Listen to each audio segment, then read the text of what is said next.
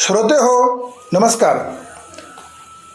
आता पितृपक्ष सुरू होतोय आणि पितृपक्षामध्ये अनेक श्रोते मंडळींना एक प्रश्न असतो, ही पौर्णिमा पितृपक्षामध्ये येते का?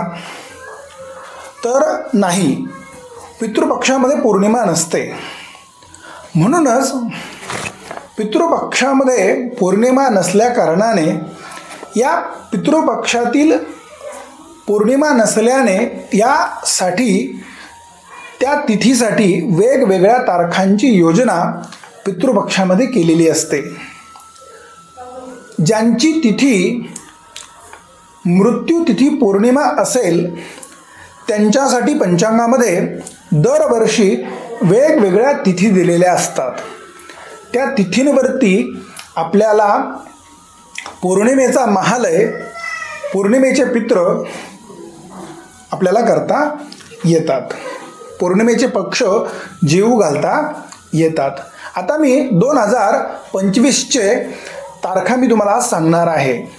तर यावर्षी आपल्याला पंचांगामध्ये 5 तारखा दिलेल्या आहेत, ज्या सप्टेंबर महिन्यामध्ये आहेत।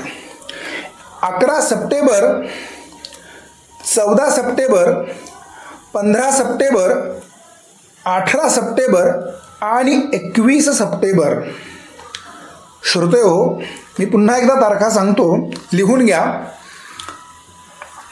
11 सप्टेंबर, 14 सप्टेंबर, 15 सप्टेंबर, 18 सप्टेंबर आणि 21 सप्टेंबर या पौर्णिमेचा महालय करण्यासाठी, पौर्णिमेचे पितृ जेवू घालण्यासाठी किंवा पौर्णिमेचे पक्ष करण्यासाठी ह्या तिथी आहे।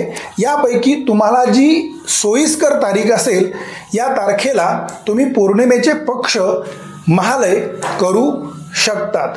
मात्र पौर्णिमेचे पक्ष श्राद्ध महालय हे पौर्णिमेच्या दिवशी करू नये। धन्यवाद।